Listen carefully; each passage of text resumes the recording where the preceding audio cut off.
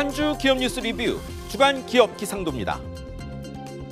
한국과 중국, 일본이 서울에서 경제협력 의지를 밝혔습니다. 하지만 걸핏하면 대두하는 공급망 불안에 불확실한 라인 사태까지 우려 요인은 여전한데요. 그러면 한 주 맑고 우린 기업 찾아 기업 기상도 시작합니다. 첫 맑은 기업 두산 에너빌리티입니다. 차세대 원전이라는 소형 모듈 원자로 SMR에서 큰 건 수주 성사됐다는 소식에 주가가 52주 만에 최고점 찍었습니다. 두산이 초기부터 지분 투자한 미국 SMR 설계 업체가 IT 인프라 기업에 5년 뒤부터 SMR을 24기나 공급하는 방안을 조율 중이라는데요. 원자로 등 핵심 장비를 주주인 두산이 맡는다는 겁니다. 그 회사 수주 잔액이 14조 원대인데 액수가 2조 원 이상이란 관측이 나옵니다. 전체 50조 사업인데 더 큰 수주가 이루어지면 좋겠죠. 하반기 체코 원전 수주도 기대해 보겠습니다. 다음은 이마트, 롯데마트, 코스트코와 킴스클럽 등 대형 마트들입니다. 서울 서초구에서 전국 1번으로 새벽 배송이 허용됩니다.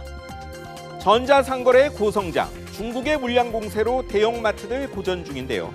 연초 대형마트 의무 휴업일을 평일로 바꾼 서울 서초구가 자정부터 오전 8시까지던 영업 제한 시간을 7월부터 새벽 2시에서 3시로 대폭 줄입니다.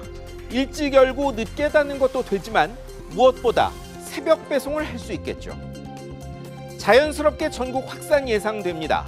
대세를 돌릴 수 있을진 모르지만 최소한 기울어진 운동장은 해소되는 셈입니다. 이제 흐린 기업입니다.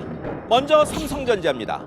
무노조 경영 폐기 선언 4년 만에 삼성전자 노조 중 가장 큰 전국 삼성전자 노조가 사상 첫 파업 선언했습니다. 작년도 재작년도 파업 위기 있었지만 파업 선언까지 간 건 처음입니다. 1월 시작한 임금 협상 진척이 없던 탓입니다. 작년 반도체 15조 적자에 성과급 업자, 반도체 쪽 중심으로 전삼로 조합원도 2만 8천 명으로 급증했는데요. 막 반도체 반등 시작하고 대표 교체한 시점에 뜻밖의 큰 위기입니다. 이 노조와 삼성그룹 초기업 노조 간 갈등 조짐도 보이고 직원 2명 방사능 피폭 사건까지 먹구름 낀 한 주였습니다. 노조는 즉각 파업 대신 이번 주 단체 연차 나설 계획이라니 이 기간 노사 간 타협점을 찾을 수 있기를 기대합니다. 다음도 반도체 기업 SK하이닉스입니다. 여긴 대중국 기술 유출건 또 터졌습니다. 2013년부터 이 회사 다니던 중국인 직원이 재작년 미국의 제재 타깃 화웨이로 이직했는데요.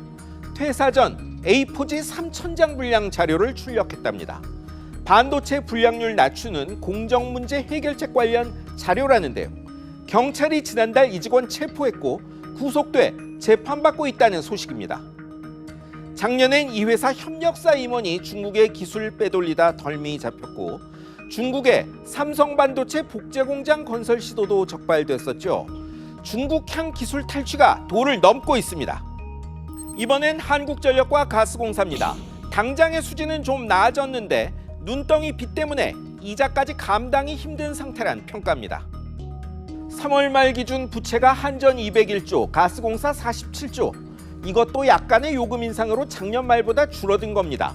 빚이 이러니 물어낸 이자가 양사 합쳐 1분기만 1조 5,600억 원, 하루 167억 원 꼴입니다.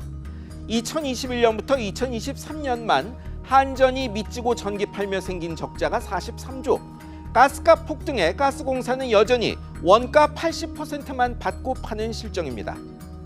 정부가 적절한 요금 인상 시점 찾는다지만 다른 물가 뛰는데 공공부문이 먼저 올리기 힘들죠.